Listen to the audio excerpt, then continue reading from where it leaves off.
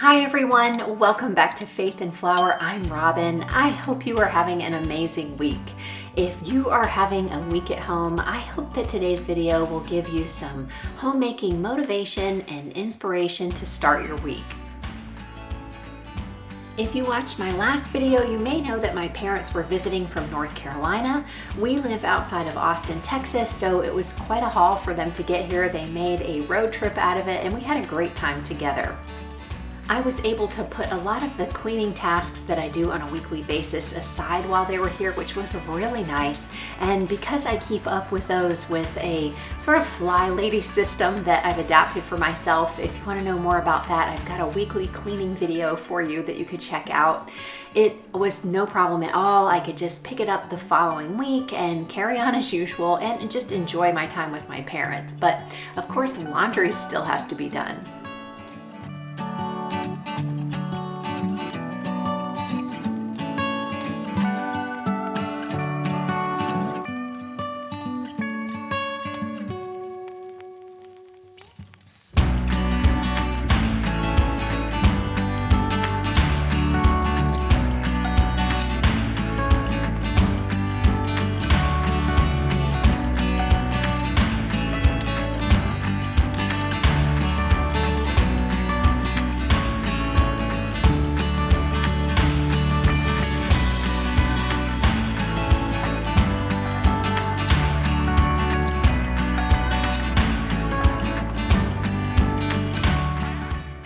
Whenever I talk about laundry, I get a lot of questions about what I'm using, and right now I'm using products from Truly Free Home. I really enjoy them. They're a great company. They have amazing products, and if you want to know more or check them out, I always have a link down in the description box, and so you can go there. I think they're having a really good deal right now, so if it's something that you think you might want to look into, right now might be a great time to do that.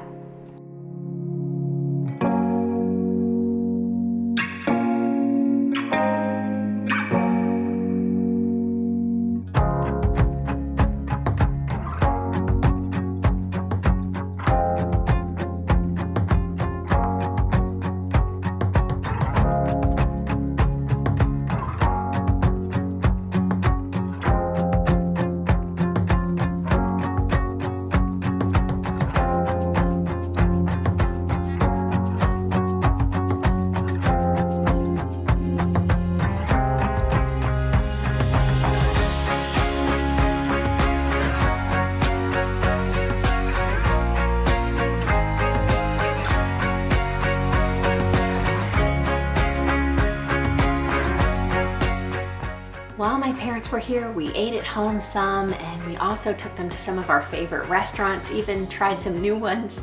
And one night my mom treated us to breakfast for dinner, which I love, and she made an omelet that we first tried long ago in New York City, right before we moved there as I was starting middle school. And so it's an omelet made with Swiss cheese and baked apples, or fried apples, some people like to call them. And it may sound like a really strange combination, but it sounded good to me at the restaurant back then, and it far exceeded my expectations. And it's been a family favorite ever since.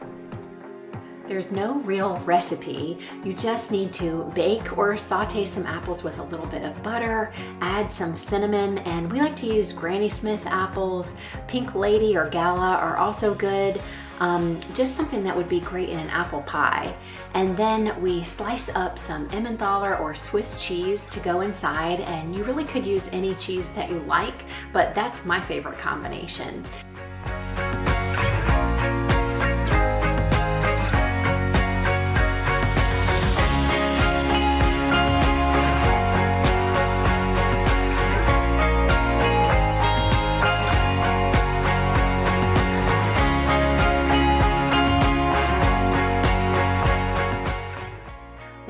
apples are ready, you can remove them from the pan and wipe it with a paper towel if you choose, and then add some more butter. When it's melted, just whisk up a couple of eggs, add salt and pepper, and then you can make your omelet by just pouring it into the hot butter. And once it starts to set, you can add the cheese and the apples and then just sort of fold it over and it's done. That's it. But these, like I said, are amazing, and it was a wonderful dinner.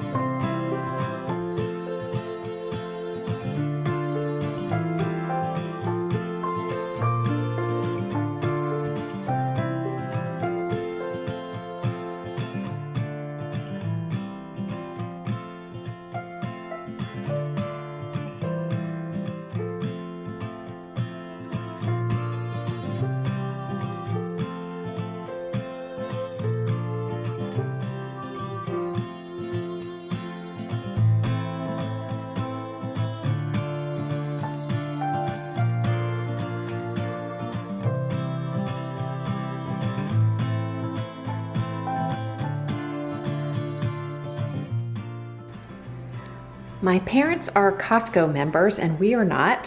Plus the Costco is about a 20-minute drive, so it's not super convenient. But while my parents were here visiting, they took me over there and I picked up a few things. So I thought I'd do a little mini Costco haul.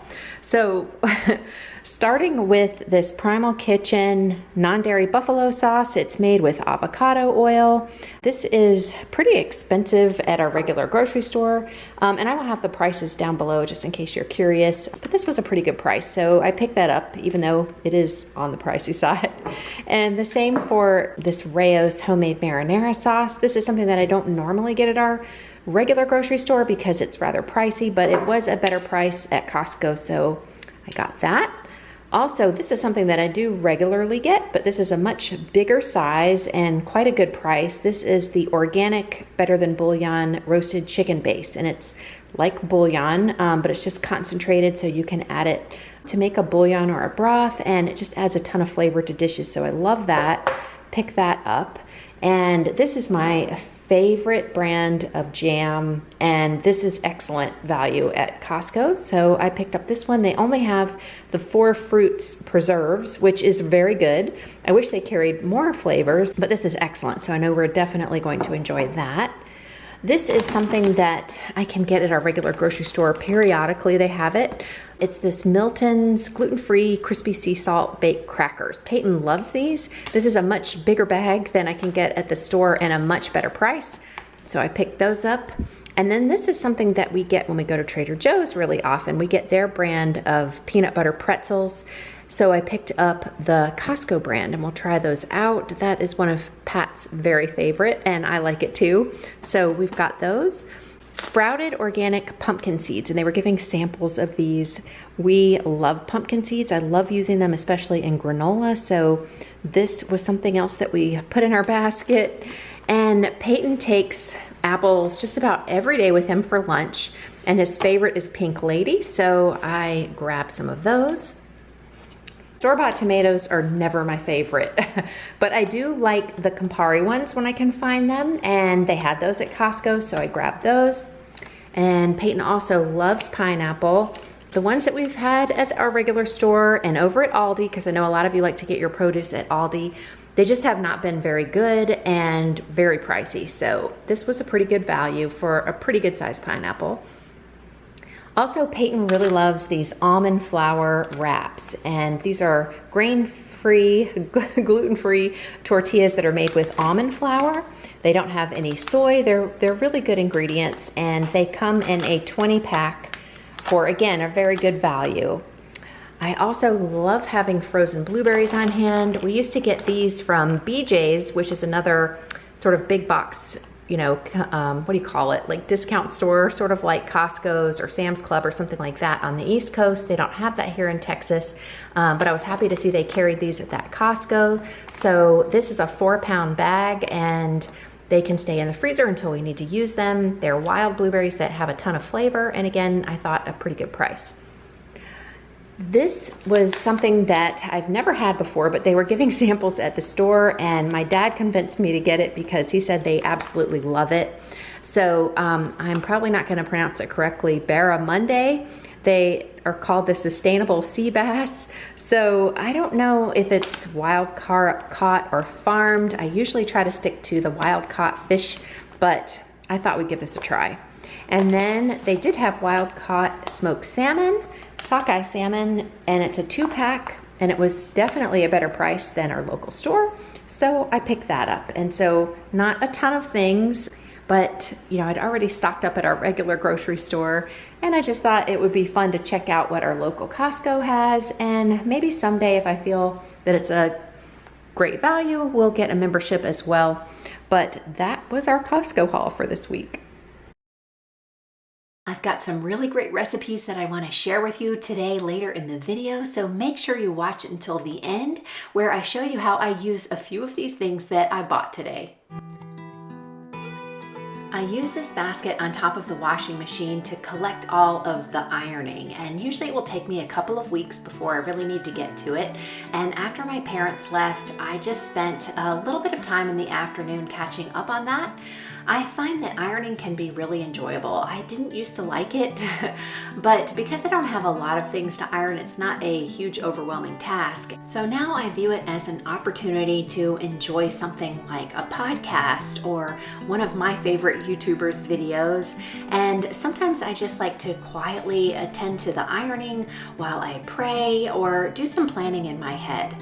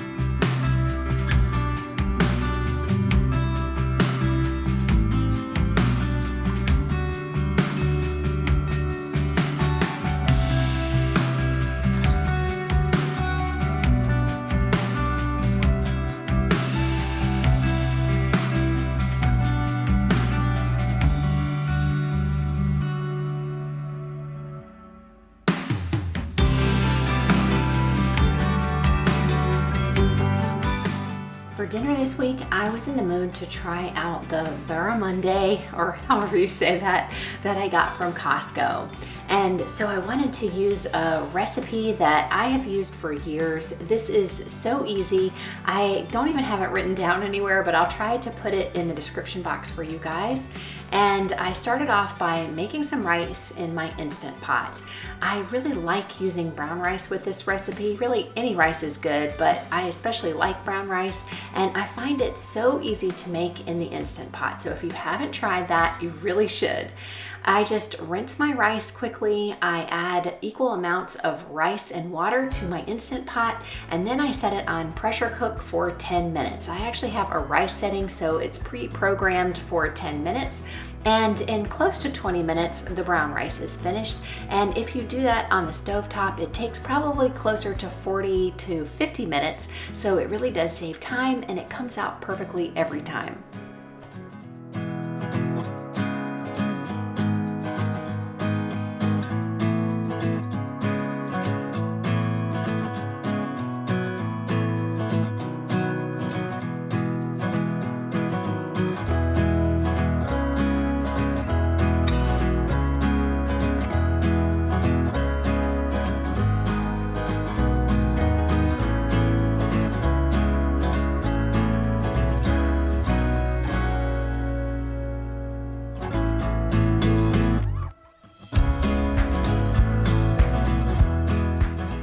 To make the fish, I start off by adding some olive oil to my pan and heating for a few minutes on medium, and then I add a chopped onion and saute that.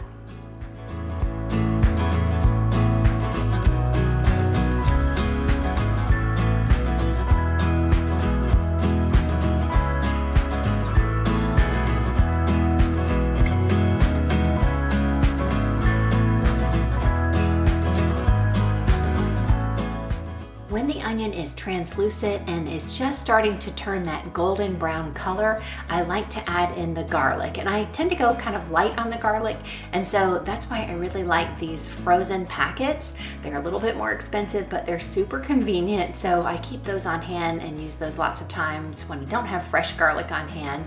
And once that's sort of melted into the onions, I add 1 can of fire roasted chopped tomatoes.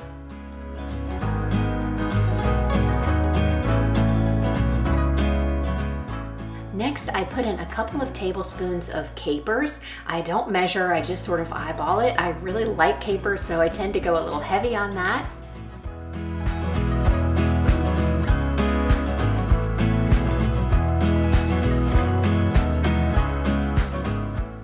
When I was stirring everything together, I realized that there was a stem from the tomatoes. So these are definitely off the vine tomatoes, and these fire roasted ones are amazing. So I just remove that, and then it's time to add a little spice. And I think you can really do whatever you like here. Some fresh basil would be amazing. I tend to go for the dried oregano. That's also really good, and that's what I used in this recipe today. And I just used about a teaspoon.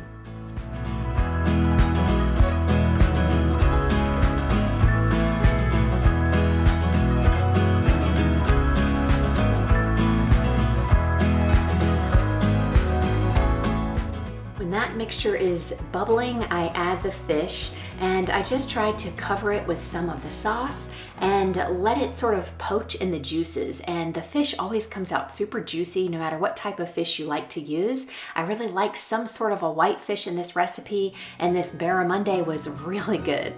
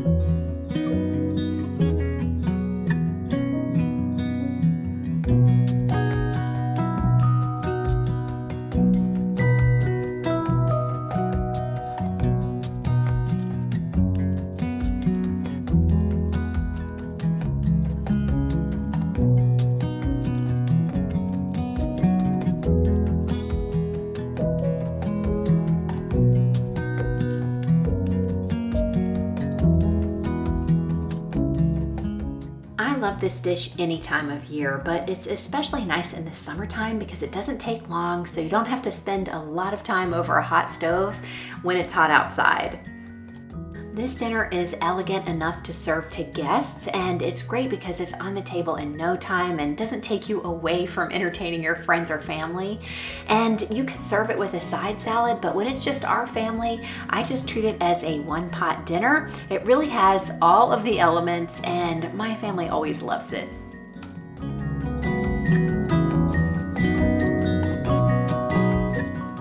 If you have an Instant Pot with a yogurt setting, I'm going to show you how making yogurt is so easy.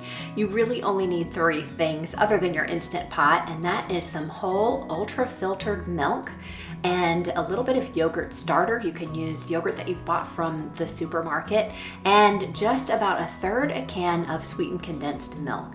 And you just start by combining those 3 things in the bowl of your Instant Pot. The yogurt starter can just be your favorite brand of plain yogurt. It could be Greek or any other one that you really like.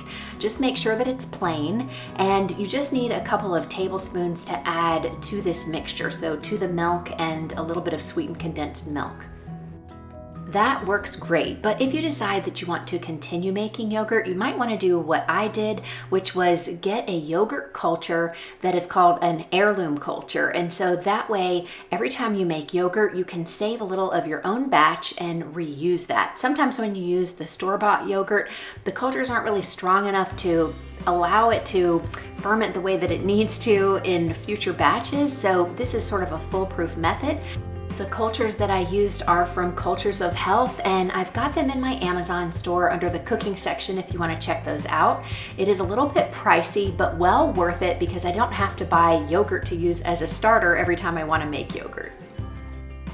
I usually freeze my starter, so it does change the texture just a little bit, but it functions completely fine, and the yogurt comes out super creamy and delicious no matter what. So I had mine frozen for probably at least 6 to 9 months, and it still worked great. Once you have the ingredients all whisked together and well combined, you just need to put it in your Instant Pot and cover it. I have one of these glass lids. Again, I have it in my Amazon store if you want to get one for yourself. I put a little piece of tape over the vent because I just feel like I want to keep the constant temperature in the Instant Pot, and it makes sense for me to do that in my own head. And then I just cover it. You could also use your lid. Just make sure that you take the silicone ring out because that can sometimes transfer odors or tastes from things that you've made previously, and you don't want chili flavor added to your yogurt, if you know what I mean. Then all you have to do is select the yogurt function, and then you can set the amount of time that you want it to ferment. And I like about 8 to 10 hours. And so once you put that in, the Instant Pot will start counting up. So it will register 10 hours, and then it will start at 1 minute and count its way back up. And so I like to do this overnight. So before I go to bed, I get it all ready, and then the next morning it's ready for me to put into the refrigerator.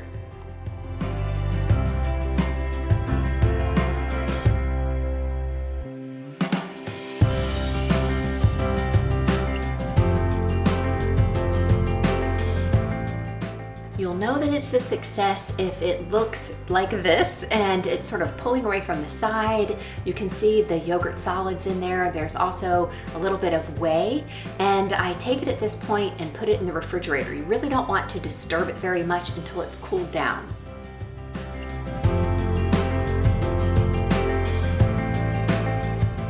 I usually leave it in the refrigerator for about 6 hours, and then it's ready for me to take it out and do a little bit more before I store it away. I am lactose intolerant, but I have found that making yogurt at home this way is not a problem for me, and I find that I'm really sensitive to lactose. And I read that it's because the good bacteria that's present in the yogurt helps to break down that lactose. So this might be something that you could try if you have a problem with lactose too. I really avoid the store-bought yogurts. I don't know what they add to it, but they can cause me a problem, and this never does. Plus, it is so much more delicious. I hope that you'll give it a try.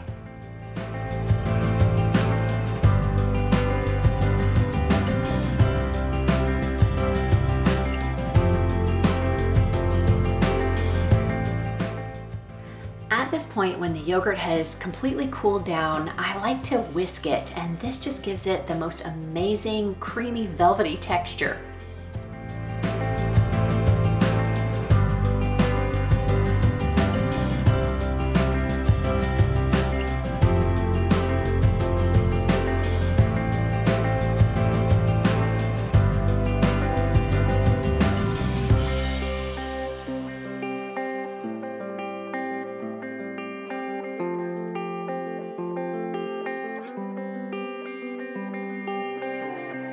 At this point, you just need to have containers to store your yogurt, and I really like using glass mason jars. The quart size is perfect because this recipe makes 2 quarts.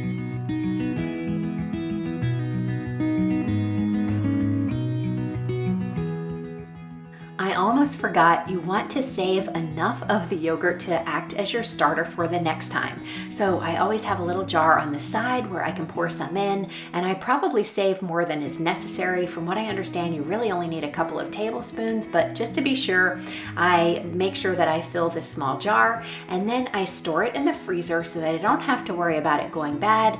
When I want to make yogurt in the future, it's there and ready, and like I said, I've had it in the freezer for up to 9 months, and it works great.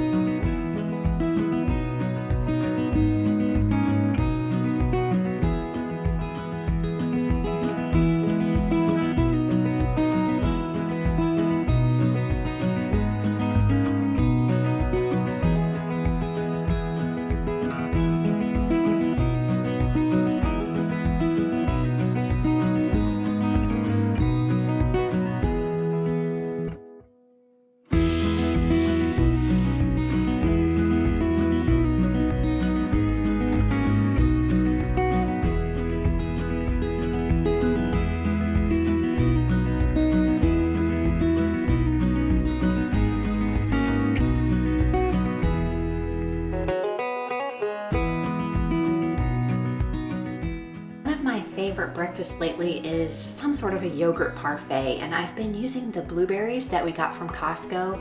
I just keep a jar in the refrigerator with some that are thawed, and I add those to the bottom of a glass. Next, I layer the yogurt on top, and on top of that, I sprinkle some granola and top with a few more blueberries. It looks super appetizing, it's absolutely delicious, and it's one of our family favorites currently. There really are endless possibilities for switching this up using different fruits and nuts and granolas. Whatever you like is going to taste amazing in this and look really pretty too. I hope that if you have an Instant Pot with a yogurt function and you haven't tried it out yet, that you'll give this recipe a try. I know I'll probably get a lot of questions about how to do this in your Instant Pot if you don't have a yogurt function, and I don't have instructions for that, but I'm sure if you Google it, somebody out there will.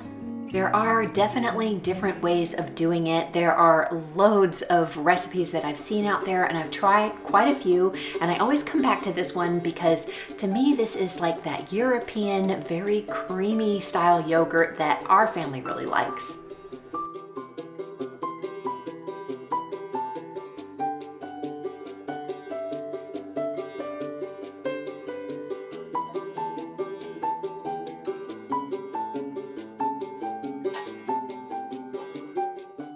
I really hope that you enjoyed today's video. I hope it gave you some motivation and inspiration for your week of homemaking ahead. If you enjoyed it, make sure to give me a thumbs up, and if you haven't already done so, hit that subscribe button right now. We would really love to have you join us here at Faith and Flour. Subscribing is absolutely free, it helps support my channel, and it's easy. All you have to do is click on my picture. You know I love to hear from you, so leave a comment below, and I'll see you in the next video. Until then, have a wonderful week.